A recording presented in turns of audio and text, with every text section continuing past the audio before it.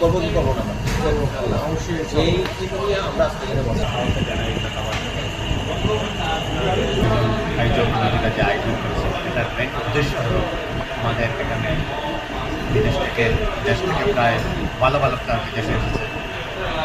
এদেরকে ভালো করে সুযোগ করে দেওয়ার জন্য, এদের খেলা আমরা উপভোগ করার জন্য এবং ভবিষ্যতে আমাদের পরবর্তী প্রজন্ম যারা আসে এরা যেন আরও উন্নত মানের প্লেয়ার হতে পারে, প্রবাসের মাটিতে খেলাধুলা করে উন্নত মানের প্লেয়ার হতে পারে, এই আশাই আমরা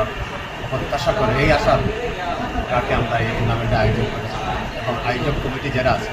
আশা করি কিছুদিনের মধ্যে আমাদের বিভাগীয় যে 8টি টিম অংশগ্রহণ করেছে সবার সাথে এই খেলোয়াড়দেরকে নিয়ে আমরা এই টুর্নামেন্ট আয়োজন করতে যাচ্ছি এবং আমি প্রথমত আয়োজক কমিটিকে ধন্যবাদ জানাই। আমি বলেন প্রবাসের মাটিতে প্রথমবারের মতো